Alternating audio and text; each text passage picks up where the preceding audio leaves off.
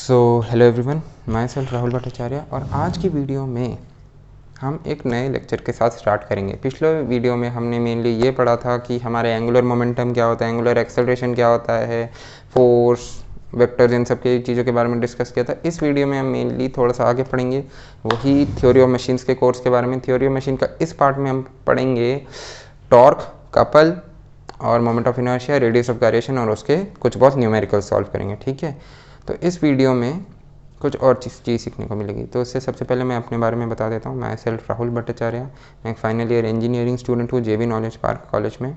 ठीक है, तो मेरे को एक बहुत अच्छा पैशन है टीचिंग का, मेरे को अच्छा लगता है पढ़ाना, तो इसलिए मैंने अपना यूट्यूब चैनल स्टार्ट किया जिसमें मैं अपने एजुकेशनल लेक्चर्स और वीडियोज़ डालता रहता हूँ। और हो सके तो जो ये वीडियो देख रहे हैं तो मैं आपसे रिक्वेस्ट करूँगा, इनकेस आपके कोई डाउट्स है लेक्चर्स देखने के बाद तो आप मुझे कमेंट और डिस्क्रिप्शन बॉक्स में ज़रूर पूछें, मैं उसका रिप्लाई आपको ज़रूर दूँगा। ठीक है, तो लेट्स गेट स्टार्टेड। आज के लेक्चर में मैंने आपको बता ही दिया क्या क्या कवर होने वाला है, तो अपना सेशन स्टार्ट करते हैं। ठीक है, सबसे पहले हम इस सेशन में अपना स्टार्ट करेंगे मैकेनिकल इंजीनियरिंग, वही हर बार के साथ अपना स्टार्ट करते हैं जो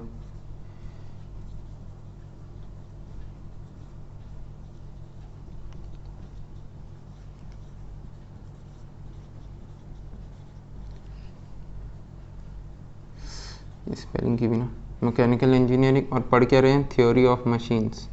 ठीक है, ये तो हर बार है इसलिए इसे तो एक डायलॉग बॉक्स से समझ लें, तो परमानेंट लिखा ही रहेगा हमेशा अभी के लिए। तो फिलहाल जब तक ये थ्योरी ऑफ मशीन्स हमारा चल रहा है, ये ख़त्म हो जाने के बाद और इसके क्वेश्चंस खत्म हो जाने के बाद क्वेश्चंस कहाँ से होंगे, एक तो ये होंगे नॉर्मल लेवल क्वेश्चन होंगे जो आपके आर एस कोर में मिलते हैं। एक आपका आरजी से जो क्वेश्चंस होते हैं, आरजी कौन सी, जो हम एमडीयू में क्वेश्चन बुकलेट हमारे जो मिलती है सबको पता होगा, वो क्वेश्चन सॉल्व करने के लिए। थर्ड होते हैं गेट लेवल के थोड़े से अच्छे से क्वेश्चंस, उसके लिए थोड़ा भी टाइम लगेगा क्योंकि उसके पहले सबसे पहले आपको कंसेप्ट आना चाहिए, कंसेप्ट के बाद ही आप कोई आगे की चीज़ सफ़र मतलब तय कर सकते हो। ठीक है, तो उसके लिए वो करना पड़ेगा। और पहले के दो चैप्टर्स है, ये जो सेकंड चैप्टर है हमारा शुरुआत का, इसमें हम पढ़ेंगे क्या क्या पढ़ेंगे भाई, टॉर्क के बारे में। तो आज सबसे पहले टॉर्क से स्टार्ट करते हैं। टॉर्क क्या होता है भाई? टॉर्क हमारी एक ऐसी चीज़ होती है जो चीज़ों को घुमाती है। ठीक है, एक रोटेशन प्रोड्यूस करती है, प्रोड्यूसेस, ठीक है, प्रोड्यूसेस रोटेशन या फिर चीज़ों को घुमाना। ठीक है, इसे कहते हैं टॉर्क।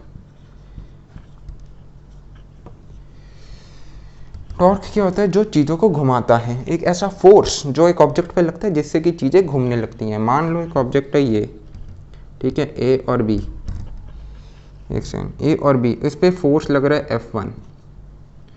तो ये क्या करेगा, ये ऑब्जेक्ट जो फोर्स इस पर लगाएगा ना, ये इस बीम को इसको थोड़ा सा टेढ़ा कर देगा। ठीक है, एंगल तो कुछ भी मान लो यार, एंगल की बात नहीं हो रही। ये जो एंगल होगा ये हमारा ए से ए डैश आ जाएगा और बी से तो बी रहेगा क्योंकि वो पाइवोटेड जॉइंट है या कुछ भी मान लो यार, सिंपल सी बात है। देखो ये रॉड है, मैं अगर यहाँ पे फोर्स लगा रहा हूँ, हुआ कि नहीं हुआ ना, तो वही वाली बात है। ठीक है, हमारा जो एफ फोर्स होगा वो ऐसे लगेगा कि रॉड को वो थोड़ा सा टेढ़ा कर देगा।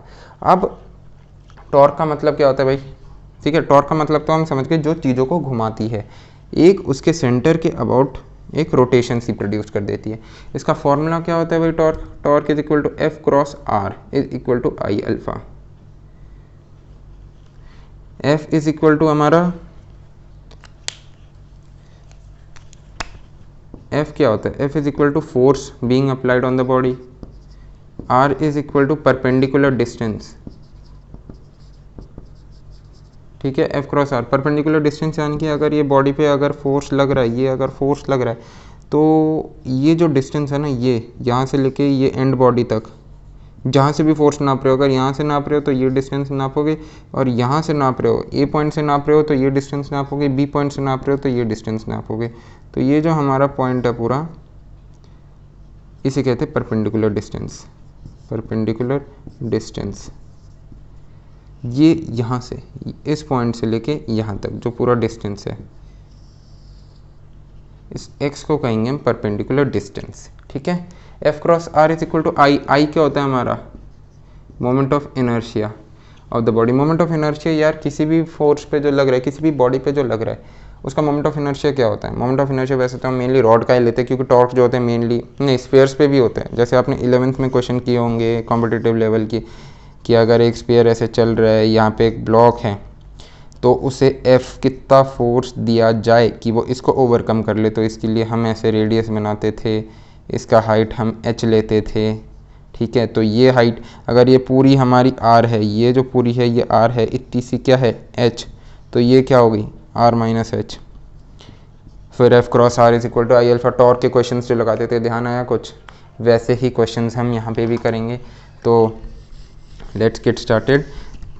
स्टार्ट तो हम हो ही चुके हैं, सॉरी, MOI हो गया। और अल्फ़ा क्या था? अल्फ़ा होता है हमारा angular acceleration. Angular acceleration, angular acceleration का मतलब समझते हो? अल्फ़ा क्या होता है बताया था, V is equal to R omega, A is equal to R D V by D T. तो आर ओमेगा आर इंटू में D omega by D T, D omega by D T is nothing but alpha, A is equal to R alpha. याद अगर कुछ हो तो पिछले lecture में ही पढ़ाया था ये एंगुलर मोमेंटम एंगुलर एक्सेलरेशन के बारे में सब कुछ, ठीक है।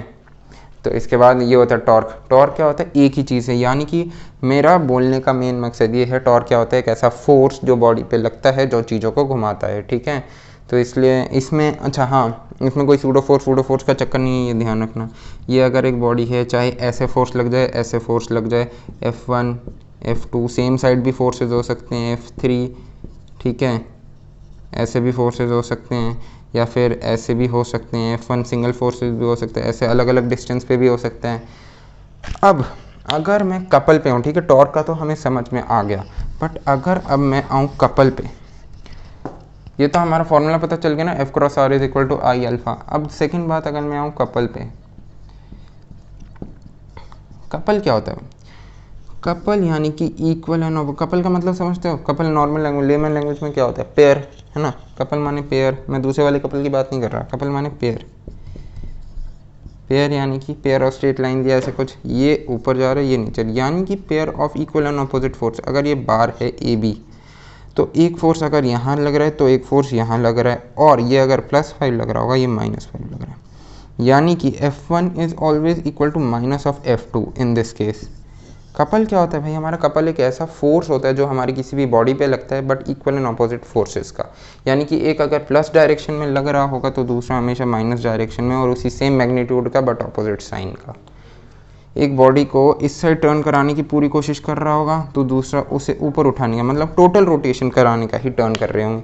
अगर यहाँ पे +5 लग रहा है, यहाँ पे -5 का, तो ये पूरा इसे टर्न कराने की कोशिश करेंगे। इसे कहा जाता है कपल, ठीक है। मैं एक चीज़ आपको यहाँ, हाँ, तो हमारे कपल का भी ऐसा यूनिट होता है पूरा, न्यूटन मीटर। ये सेम बात है, देखो +5 अगर नीचे लग रहा होगा, माइनस ऊपर, मतलब same forces opposite direction. Couple का मतलब क्या होता है? सेम फोर्स, कहाँ लिखें, यहाँ लिख देते हैं, same forces opposite sign, opposite direction. ये कपल कभी ऐसा नहीं लग सकता, ये यहाँ तो ये भी यहाँ, कभी नहीं। ये एक अगर ऊपर लगेगा तो दूसरा नीचे लगेगा, ठीक है, और अपोजिट साइन पे लगेगा, अपोजिट डायरेक्शन में। कितना कितना डिस्टेंस होगा इनके बीच में वो तो डिपेंड करता है क्वेश्चन पे कैसा है, बट मेनली जो बात है वो यही है, सेम फोर्सेस, अपोजिट साइन और अपोजिट डायरेक्शन, ठीक है। ये तीनों चीज़ें आपको हमेशा कपल के क्वेश्चन सॉल्व करते हुए हमेशा से ध्यान रखना है। एक सेकेंड, तो अब हम थोड़ा सा और आगे चलते हैं, ठीक है। टॉर्क और कपल तो हमने पढ़ लिया। अब हम थोड़ा सा आगे चलते हैं एंगुलर वेलोसिटी और एंगुलर एक्सेलरेशन। यार जल्दी से बता दें, सेंट्रीफ्यूगल वेलोसिटी और सेंट्रीफ्यूगल एक्सेलरेशन पे।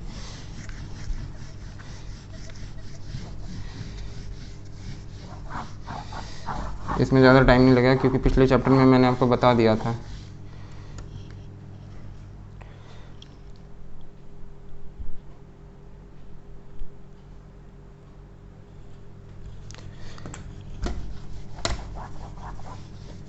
ठीक है, तो अब हम चलते हैं थोड़ा सा आगे, जिसमें हम क्या डिस्कस करेंगे, सेंट्रीपिटल एंड सेंट्रीफ्यूगल फोर्स। जल्दी से इस टॉपिक पे आ जाते हैं।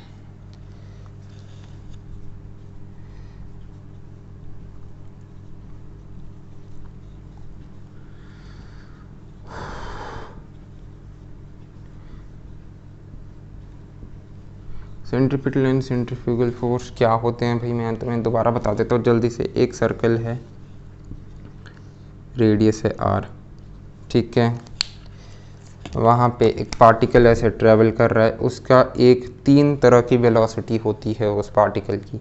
क्या होती है? 3 तरह की वेलोसिटी। एक, यार मान लो तुम मनाली की सड़क पे हो, ठीक है, मनाली की सड़क पे तुम जा रहे हो, ये एक टर्न आया, क्या आया? एक टर्न, मोड़ आया, ठीक है। तो मोड़ पे तुम क्या करोगे? हाँ, तो मोड़ पे तुम क्या करोगे? तुम्हारी जो बाइक है, एक तो उसका डायरेक्शन थोड़ा सा तुम झुकोगे, क्योंकि भाई बाइक को मोड़ना है, सीधा जाओगे तो नीचे ही जाओगे पहाड़ के, पर तुम्हें नीचे जाना नहीं है, ठीक है।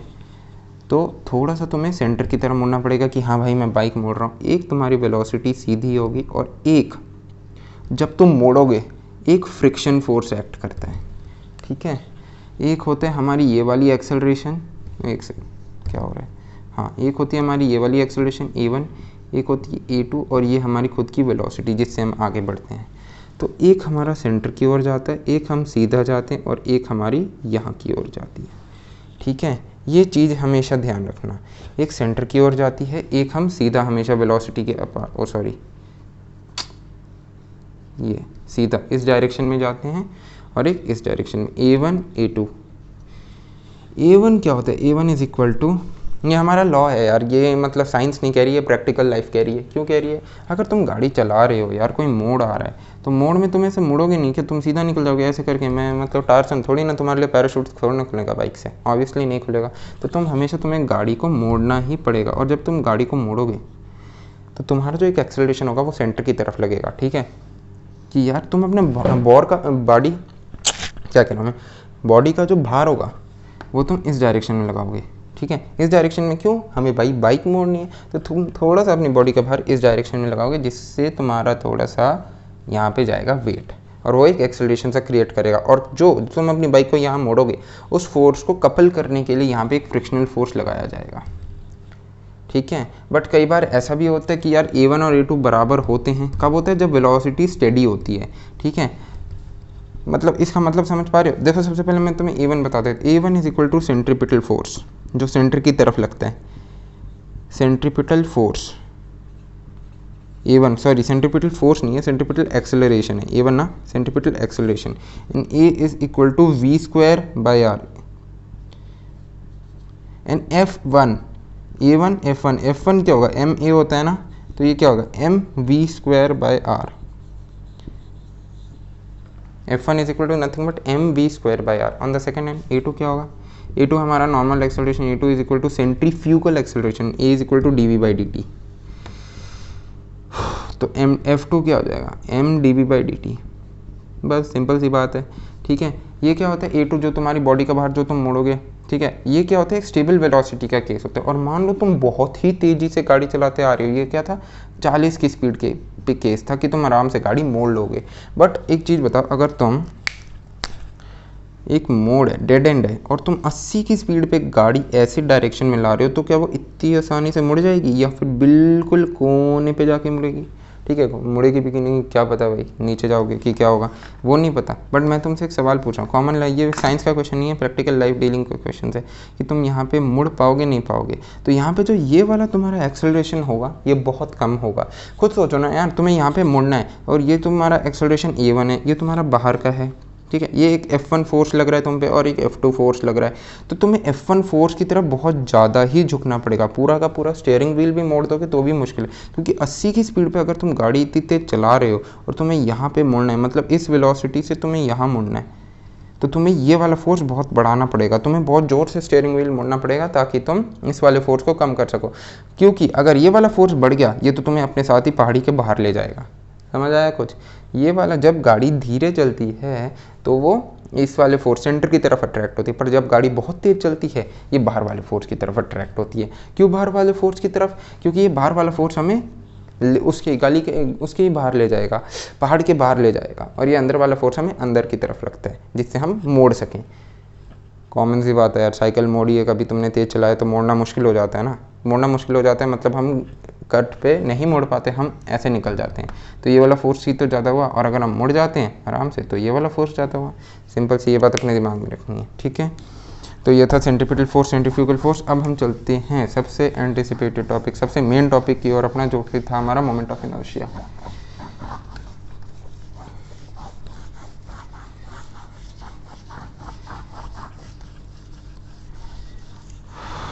ठीक है, तो अब जो हमारा सबसे अवेटेड टॉपिक था, सबसे बेस्ट टॉपिक जो था हमारा, moment of inertia, MOA. Moment of inertia क्या होता है भाई? मोमेंट ऑफ इनर्शिया एक बहुत ही इंटरेस्टिंग कंसेप्ट है। ये हमारा न्यूमेरिकल हमने क्लास 11th में रोटेशन में पढ़ा था। ये rotation and moment of inertia, ये चैप्टर याद आ रहा होगा। ठीक है, इसमें हमारा क्या था, mr², 1/2 mr², ये अलग अलग क्वेश्चंस थे। फिर था एक हमारा रेडियस ऑफ गायरेशन, ये क्या क्या चीज़ें होती हैं अब तो हम भूल चुके हैं, तो मैं तुम्हारा दोबारा से एक बार ये चीज़ें रिवाइज करा दूंगा। मोमेंट ऑफ इनर्शिया क्या होता है? m माने मास, r माने रेडियस, k माने रेडियस ऑफ गायरेशन, और भी सब बहुत कुछ चीज़ें हैं जो हम यहाँ पे इस चैप्टर में अब डिस्कस करेंगे। तो ठीक है, अभी चालू करते हैं इसके साथ, एक नए टॉपिक के साथ। ठीक है, तो अब हम moment of inertia, rotation and moment of inertia से चालू करते हैं। इस चैप्टर में हम क्या क्या पढ़ेंगे वो मैं आपको बता देता हूँ एक बार। सॉरी, इस टॉपिक में m क्या होता है? ठीक है, m माने मास होता है यार, सिंपल सी बात है, ये सब काम आने वाला है इसलिए मैं तुम्हें बता रहा हूँ। r माने रेडियस होता है। ठीक है, थर्ड होता है हमारा k होता है हमारा रेडियस ऑफ गायरेशन। k क्या होता है? Radius of gyration. Radius of gyration क्या होता है वो भी मैं आपको बता देता हूँ। और एमओआई के 2 लॉज होते हैं, ये बुक में नहीं लिखा, ये मैं अपने आप से आपको बता रहा हूँ, आपको पता होगा। ये एमओआई के 2 लॉज होते हैं, एक तो होता है आपका परपेंडिकुलर एक्सिस थ्योरम, और एक होता है हमारा पैरेलल एक्सिस थ्योरम। अच्छा, सबसे पहले एमओआई होता क्या है? Moment of inertia. इनर्शिया का मतलब क्या होता है भाई? मोमेंट का तो हम समझ गए, मोमेंट माने F×r, जो टॉर्क लगता है उसे मोमेंट कहते हैं। अच्छा, इनर्शिया का मतलब क्या होता है? इनर्शिया का मतलब होता है, जो है हमें न्यूटन का फर्स्ट लॉ हमें बताया था, if a body is at rest, वो रेस्ट पे ही रहेगी जब तक उसे कोई ना कोई फोर्स नहीं मिलता आगे बढ़ने के लिए। दूसरी बात क्या होता है, अगर एक बॉडी मोशन में है तो वो मोशन में ही रहेगी जब तक उसे कोई ना फोर्स नहीं मिलता, कोई ना कोई फोर्स नहीं मिलता रोकने के लिए। कब पॉसिबल है ये सिचुएशन? जब फ्रिक्शन ना हो। मोशन वाला तो फ्रिक्शन के केस में ही पॉसिबल है, नहीं फ्रिक्शन जब ना हो। क्यों यार? मोशन, मान लो अगर एक बॉल है, फ्रिक्शन ना हो, फ्रिक्शन बिल्कुल एब्सेंट है, स्लिपरी सरफेस है, तो ये बॉल पे जो फोर्स लग रहा है वो तो लगता जाएगा, ये यहाँ पहुँची, अब ये यहाँ पहुँच जाएगी, ये यहाँ पहुँच जाएगी, इन्फिनिटी पोजीशन तक ये चलती जाएगी। क्यों भाई? क्योंकि अभी इस पर फ्रिक्शनल फोर्स नहीं लग रहा। और अभी इसे हमारी सड़कों पर, फरीदाबाद की रोडों पर दुर्वा, तब देखो इनका क्या हालत होता है। बॉल क्या, बॉल फटी जाएगी, इसका क्या ही होना है? कुछ भी नहीं होना है, इसका फटना ही। तो ठीक है, तब इस पर इतना तगड़ा फ्रिक्शनल फोर्स लगेगा, ये थोड़ा सा डिस्टेंस चलते ही रुक जाएगी। ठीक है, इसे कहते हैं इनर्शिया। यानी कि क्या होता है? If a body is at rest, it will be at rest, if it is in motion, it will be in motion until and unless a force is being applied to it। ठीक है, simple ये हमारी बात थी। अब क्या करते हैं, थोड़ा सा आगे चलते हैं। तो मोमेंट ऑफ इनर्शिया का हमारा फॉर्मूला होता है नॉर्मली mr²। ध्यान रखना, m माने मास होता है, r माने रेडियस होता है, तो इन दोनों चीज़ों का ध्यान रखना। mr², मोमेंट ऑफ इनर्शिया का फॉर्मूला। अब इन्हें सॉल्व कैसे करते हैं मैं तुम्हें बता देता हूँ। ठीक है, मान लो सबसे पहले मैं तुम्हें बता देता हूँ perpendicular axis, perpendicular axis theorem. अच्छा, सबसे पहले तुम्हें एक चीज़ पता होनी चाहिए, एक बॉडी के 3 एक्सिस होते हैं। ठीक है, एक होता है हमारा ये वाला एक्सिस, एक होता है ये वाला एक्सिस, एक होता है ये वाला एक्सिस। इसे y कहते हैं, इसे x कहते हैं। ये तो मैथ्स में पढ़ा ही होगा आई गेस।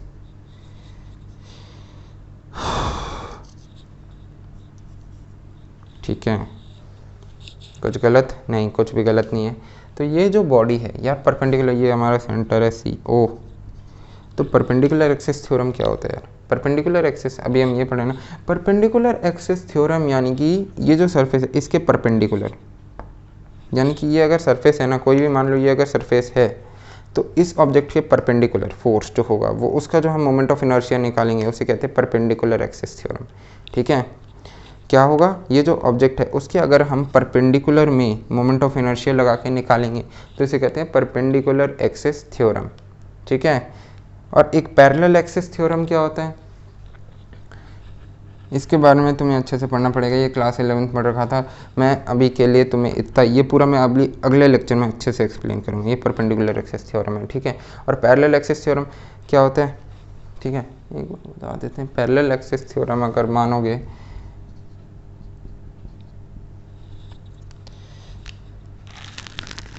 एक सेकेंड,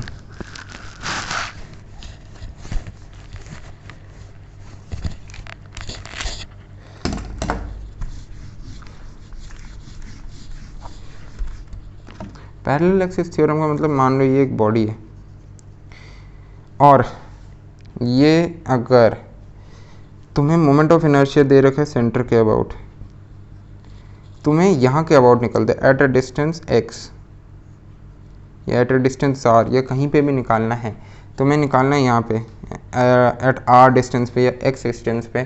तुम क्या करोगे, moment of inertia about the body r या moment of inertia about the body x, दोबारा समझा देते हैं। मान लो ये कोई ऑब्जेक्ट है,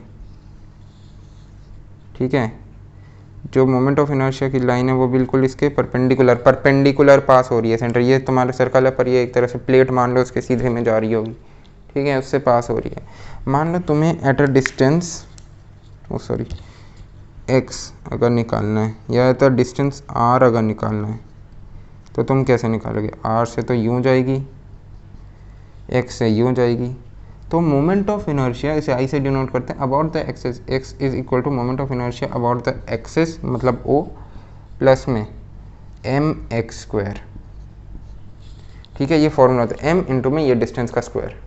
या फिर अगर इस एक्सिस के अबाउट निकालना है, r के अबाउट निकालना है, r के अबाउट क्या हो जाएगा, और सिंपल हो जाएगा, I R is equal to I O जो कि हमें गिवन है, प्लस, देखो यार फिजिक्स का एक रूल होता है, ठीक है, उसको सॉल्व करने का एक एसेंस होता है, एक रूल होता है। क्या होता है कि कोई भी जो हमें नई चीज़ निकालनी है ना, उसका हमेशा कोई दी हुई चीज़ से ही आंसर निकलता है। सबसे बड़ी बात, कोई भी जो नई चीज़ का आंसर निकालना है वो उसका आंसर हमेशा जो इन्फॉर्मेशन हमें दी हुई है उसी के अंदर अंदर से घोल पील को निकलता है, ठीक है। हमें दूसरी कोई क्वांटिटी लानी नहीं पड़ती जिससे हमारा कोई नया आंसर बनेगा। सिंपल सा कंसेप्ट है, जो चीज़ दे रखी है उसे सॉल्व करो, उसमें दिमाग लगाओ, आंसर निकल जाता है, जो क्वांटिटी गिवन है उसमें से ही, ठीक है। तो ये क्या हो जाएगा, I R is equal to I O plus mr², ठीक है। तो ये था हमारा पैरेलल एक्सिस थ्योरम के बारे में। और परपेंडिकुलर एक्सिस थ्योरम मैंने आपको बता ही दिया। परपेंडिकुलर एक्सिस थ्योरम क्या था, बीच से बिल्कुल सेंटर से पास होना है, ये गया, फिर ये गया, ये बीच वाले हटा दो, ठीक है। अब समझ आ रहा है, बिल्कुल सेंटर से पास हो रहा है। इसे कहते हैं, इसके एक्सिस होते हैं I X x,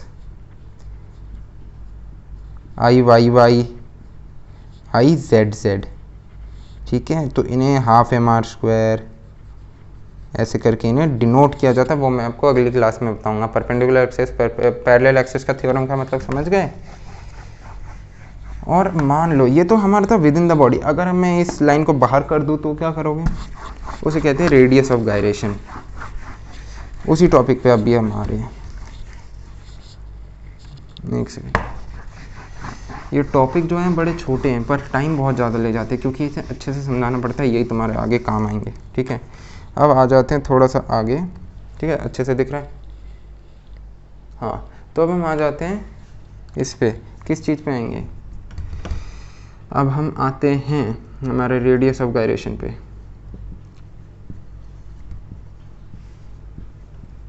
radius of gyration क्या होता है भाई, मान, हाँ, तो मैं आपको ये बता रहा था कि I is equal to m, x1 x2 x3 दे दो या फिर k3 k4 या k1 दे दो, बात एक ही है। इसे कहा जाता है I of body m3 is equal to half m, ये डिस्क है याद रखना, अच्छा बैग ले लो, जो मर्जी ले लो, ठीक है, हाफ m x किसका निकाल रहे हैं, m3 ना, x3 का square. I of body m4 किसका निकाल रहे हैं, एक सेकंड रुक जाओ यार, तो मैं मार्क कर करके दिखाता हूँ। I ऑफ बॉडी m4 का, m4 का क्या हो जाएगा, हाफ m4 m3 होगा, ये तो m4 इंटू में x4 का square. I of body m1 ये is equal to half m1 into में x1 का स्क्वायर। ठीक है, इसमें होता क्या है, रेडियस ऑफ गायरेशन क्या होता है भाई? रेडियस ऑफ गायरेशन ये होती है हमारी एक fixed axis, fixed reference axis. अच्छा, रेफरेंस एक्सेस लिख दिया, फिक्स्ड एक्सेस लिखना। और ये होती है एक रिजिड बॉडी, मेनली अगर साइंटिफिक टर्म में कहा जाए, टॉफ़ी की बात हटा के रिजिड बॉडी। ठीक है, रिजिड बॉडी के अंदर बहुत सारे टॉफ़ीज़ हैं, उनका हमें क्या निकालना होता है? Moment of inertia. तो उसे सॉल्व करने का ये सारा हमारा तरीका होता है। आई हमने ये ऐसे ऐसे ऐसे करके ले रखा होता है और इसे सॉल्व करने का हमारा एक पूरा एग्जैक्ट ऐसा तरीका होता है। ठीक है, I is equal to x3 हमारा, और ये जो x3 इन्हें कहा जाता है रेडियस ऑफ गायरेशन। ये जो ये आउटर सरफेस से जो डिस्टेंस है इनर बॉडी का, अगर ये विद इन द बॉडी होता तो इन्हें रेफरेंस एक्सिस कहा जाता विद इन द बॉडी। पर ये जो आउटर बॉडी है तो इन्हें सिर्फ रेडियस नहीं कहा जाएगा, इन्हें कहा जाता है रेडियस ऑफ गायरेशन। गायरेशन का मतलब होता है कि ऐसी लाइन से रेफरेंस जो बॉडी के बाहर लाई करे, मतलब अंदर नहीं लाई कर रही। अगर ये बॉडी, ध्यान से सुनो, ठीक है, इतना देख लिया, आप ध्यान से देखो। अगर ये कोई बॉडी है, इसके अगर अंदर लाई कर रही हो, सेंटर से जा रही हो, ये सेंटर से थोड़ी दूरी से जा रही हो, पर बॉडी के अंदर से या बॉडी के बिल्कुल बाउंड्री से भी जा रही हो, तो इसे सिंपल रेडियस कहा जाता है और पैरेलल एक्सिस थ्योरम निकाल के इसे आराम से निकाल लिया जाता है। बट इन केस अगर मुझे कुछ बॉडी के बाहर रेफरेंस एक्सिस लाइन दे दी जाए तो मैं कैसे सॉल्व करूँगा इसे? ये बॉडी है, अगर यहाँ पे रेफरेंस एक्सिस लाइन दे दी जाए तो मैं इसे एक x3 डिस्टेंस मान लूँगा। सबसे पहले इज इक्वल टू ये line plus half x3 square, ये ऐसे करके इसका मोमेंट ऑफ वो निकल जाएगा। तो आई क्या हो जाएगा लास्ट में हमारा? देखो, आई हमारा मेनली हो जाता है, ठीक है, जो कि हमारा ये रिजिड बॉडी है। हाफ तो लगाना नहीं लगाना वो बॉडी पे डिपेंड करता है, वैसे हम हाफ लगाते नहीं है, मैंने इसे एक डिस्क कंसीडर किया था तो लगाते हैं। तो अगर मैं इसका पूरा समेशन निकालूं तो क्या हो जाएगा? ठीक है,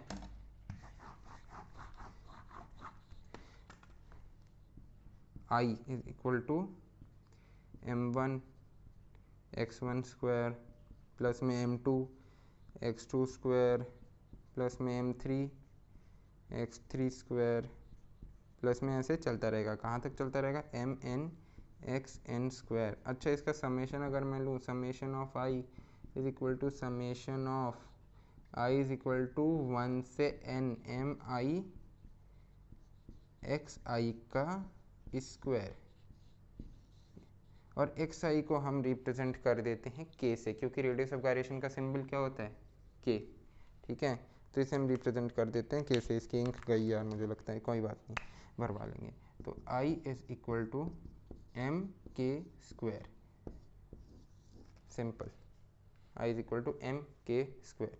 ठीक है, और इसमें कुछ ज़्यादा दिमाग लगाने की जरूरत नहीं है, बस आई is equal to M K square. ठीक है, और इसमें इसे कैसे यूज़ करेंगे? सिंपल सी बात है, ये ओ है, ये लाइन है आर, तो क्या है? I about the body R is equal to I about the body O plus M into में x3 का स्क्वायर, सॉरी क्यूब नहीं, स्क्वायर। बस सिंपल सी बात है, I about the body R is equal to I about the body O, जो कि हमें गिवन है, प्लस x3 का m इंटू में x3 का स्क्वायर, और बॉडी का मास है, इस बॉडी का मास है m। ठीक है, सिंपल सी बात थी, यही हमें दिमाग लगाना था। बस यार यही था। अब थोड़ा सा आगे चलते, parallel axis theorem, perpendicular axis theorem, ये सब मैंने आपको बता दिया। अब कुछ बहुत इंपॉर्टेंट चीज़ें बता देते हैं। ठीक है, मोमेंट ऑफ इनर्शिया, कुछ बहुत चीज़ों का जितना मुझे याद है वही मैं आपको बता देता हूँ, जो आपके काम आएगा क्वेश्चन में। ठीक है,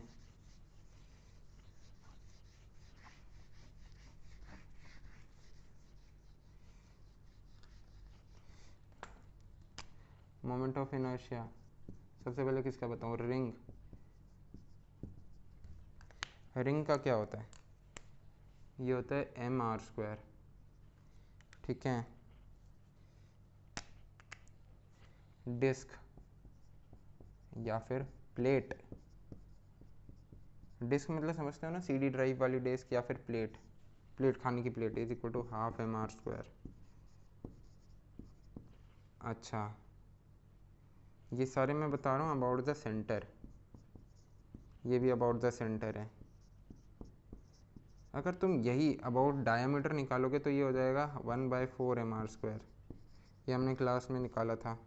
ठीक है, ये क्या हो जाएगा? अबाउट डायामीटर, डायामीटर के अबाउट, यानी कि अगर ये प्लेट है ना, ये हमने निकाला था सेंटर के अबाउट, ये वाला जो था, डायमीटर के अबाउट माने ये इसके अबाउट जो सेंटर से पास हो रही है, इसके अबाउट एक पतली सी वो काट के, ये कैसे काट के, एक छोटी सी स्ट्रिप ली थी इसकी हमने, ऐसे कर करके 2πx dx, ठीक है, इंटीग्रेशन किया था फिर, ठीक है, वो किया था, ठीक है, इसका याद रखना। बस डायमीटर के अबाउट किया था। एक सेकंड। तो अब आ जाते हैं रॉड का क्या होता है। अगर रॉड का तुम, ये रॉड होती है ना, एक एंड के अबाउट लोगे, रॉड का अगर तुम एक एंड के अबाउट लोगे तो वो कितना आता है, वो आता है तुम्हारा ml²/12। और अगर तुम सेंटर के अबाउट लोगे तो वो आता है तुम्हारा ml²/6। ये मैं कहीं उल्टा तो नहीं कह रहा, ml²/6, ml²/3 आता है शायद से, नहीं नहीं नहीं नहीं, and moment of inertia axis to one end of the rod, गलत कह रहा था मैं। सेंटर के अबाउट होता है ml²/12 और एंड के अबाउट होता है ml², सेंटर के अबाउट होता है ml²/12 और ये होता है ml²/3, ठीक है। बस यही सब चीज़ें थी। अब टॉर्क के बारे में मैंने तुम्हें बताई दी, अब थोड़े से क्वेश्चंस करते हैं, ठीक है। तो ये था हमारा आज का। अब अगले सेशन में मैं स्टार्ट करूँगा तो मैं पूरा कोर मैकेनिक्स की तरफ लेके ही जाए, जिसमें तुम simple mechanics, links, joints and pairs के बारे में पढ़ो, ठीक है, इसमें क्या क्या होगा उन सब चीज़ों के बारे में पढ़ो और सीखो, ठीक है। तो सबसे पहले हम क्वेश्चन पे आ जाते हैं। ये फोर्स, वर्क और पावर तो तुम्हें पता ही होगा। एनर्जी क्या होता है, काइनेटिक एनर्जी, पोटेंशियल एनर्जी, ठीक है। स्प्रिंग एनर्जी क्या होती है, स्प्रिंग एनर्जी होती है हमारी 12kx², ठीक है। Spring energy is equal to 12kx²। Kinetic energy is equal to 12mv²। Potential energy is equal to mg। तो आई होप आपको ये पूरी वीडियो समझ आई होगी अच्छे से, और कोई भी अगर दिक्कत हो, डाउट हो तो मुझे डिस्क्रिप्शन बॉक्स में ज़रूर लिख के बताना, मैं उसे सॉल्व करने की पूरी कोशिश करूँगा। Thank you.